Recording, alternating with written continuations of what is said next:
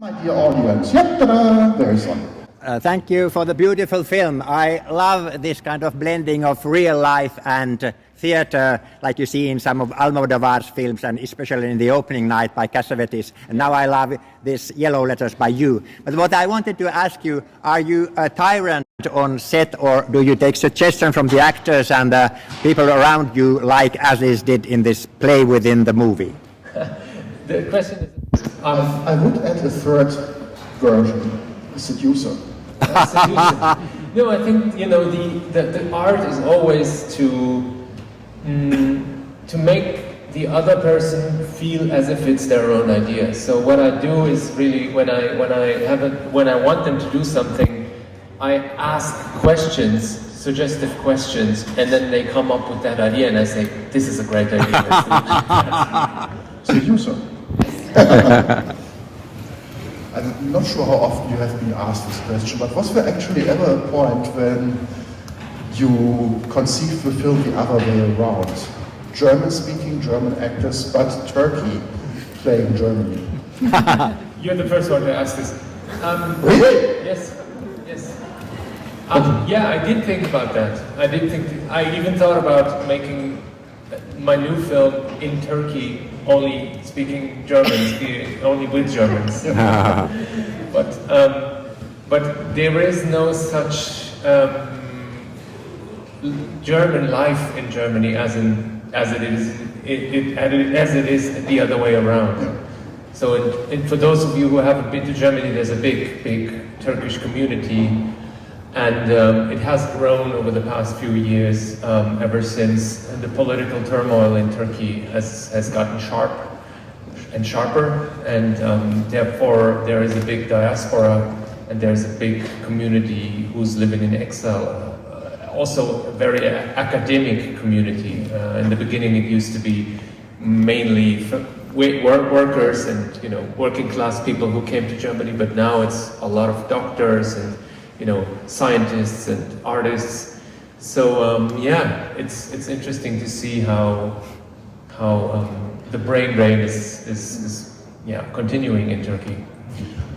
How did you actually start with the idea of having this, let's say, this Brechtian switch, or was it really about something far more concrete, the Yellow Letters, meaning that by now we are living in a culture where people actively get censored and without any kind of shame on the part of the government, doesn't matter where.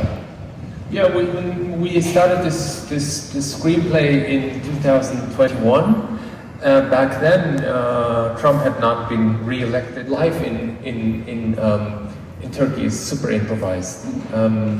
It's problems all the time, and people are like, "Oh, now my uncle is in jail. We'll have to find a way." You know, it's like there's something that you can hear easily, and so there's a great openness, and also there's also the part of performance that you have to put into the whole thing when you make a living in Turkey. For instance, you have to perform the good Muslim when you want to get up in the hierarchies of society, and therefore it wasn't also interesting to see this.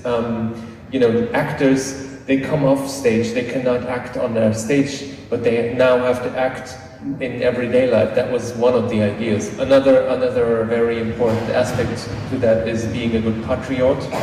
You have to love your country, and if you don't love your country, you can go away.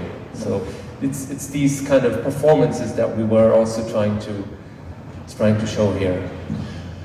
You were talking about improvisations. I mean, I am intrigued by that, because I think I mentioned that several times, that for me one of the great genius of your work is the way that you develop scenes, and how absolutely self-contained each scene usually is, how well developed inside every movement in it is, which to me suggests actually very tight writing and not that much improvisation. So, because I would suspect that you are a tight writer. Oh yeah, no. When I say improvisation, it's never improvisation on set. It's always the rehearsals, and after rehearsals, I rewrite. So when there's a line and an improvisation that I like, I pick it and I put it in the screenplay. And then when we come on set, we do the screenplay. Unless I feel like there is something missing, and when there's something missing, then I say, okay, let's rethink this. Let's see if we can find another layer, and that's basically what my job is about, finding layers, you know, always trying to find, in German we say, das Bessere ist das Feind des Guten, meaning the better is the enemy of what's essentially good. Yeah. The better is the enemy of the good, so I'm always looking for the better. And that's the two things that are always like fighting in my head. So when I see something, it's always this feeling like, oh, is this enough? Like, you know, and this can be tiring sometimes. And then, but it's I think it's very essential to make scenes that go beyond. How would you actually define this? Is it enough?